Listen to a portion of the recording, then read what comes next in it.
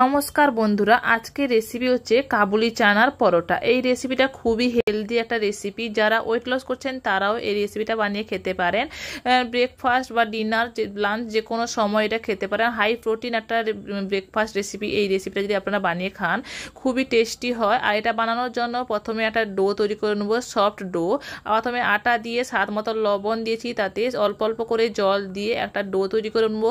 যে কোনো পুর ভরা পরোটা বানানোর সময় ডোটা সবসময়ের জন্য একটু সফট করে মাখাতে হয়, তাহলে ক্রিস্পি হয়, খেতেও ভালো হয় এই পরোটাটা। তার জন্য ভালো করে মাখিয়ে নিয়েছি আমি। এখানে মাখিয়ে নিয়ে এটাকে রেস্টে রেখে দেবো। এরপর পুর বানানোর জন্য এখানটা নিয়েছি সেদ্ধ করা কাবুলি চানা। এটাকে ভালো করে আমি ম্যাশ করে নিচ্ছি। আপনারা চাইলে হাতের সাহায্যেও এটাকে ম্যাশ করে নিতে পারেন। এটাকে ভালো করে ম্যাশ করে নেওয়ার পর এখানটায় দিয়ে দিচ্ছি পেঁয়াজ কুচি, দিয়ে দেবো এখানটায় কাঁচা লঙ্কা কুচি।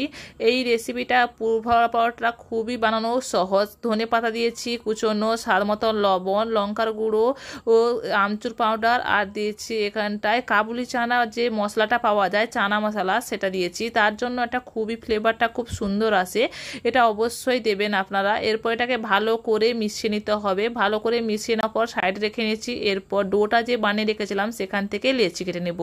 যেভাবে আমরা পরোটা বানাই সেইভাবে আমি লেচি কেটে নেব। বেশি বড় করে নিই, মাঝারি সাইজে ডো করে নিয়েছি। ডো থেকে লেচিগুলো কেটে নিয়ে প্রথমে আমি সবগুলো লেচিগুলো গোল গোল করে আমি কেটে নেব। প্রত্যেকটা গোল করে লেচি কেটে নেওয়ার পর এখানে আমি শেপ দিব বাটির মতন পুর ভরার জন্য। এরকম হাতের সাহায্যে ঘুরিয়ে ঘুরিয়ে আমি একটা বাটির মতন তৈরি করেছি, তাতে পুরটা ভরার জন্য। এরপর আমি পুরটা ভরেছি। এখানে আমি পুরটা বেশি করে দিই, তাহলে খেতেও খুব ভালো হয় আর প্রোটিনের ভাগটাও একটু বেশি থাকে। তার জন্য আমি চেপে চেপে এখানটায় পুরটা ভরে নিয়েছি। এরপর দুপাশে মুড়ে নিয়ে এইভাবে আস্তে আস্তে করে মুড়ে নিতে হবে, দিয়ে মুখটাকে ভালো করে বন্ধ করে নিতে হবে যাতে পুরটা বেরিয়ে না যায়। তার জন্য ভালো করে এখানে মুখটা বন্ধ করে নিয়ে গোল করে নিয়েছি এবং সবগুলো আমি পুর ভরে নিয়েছি।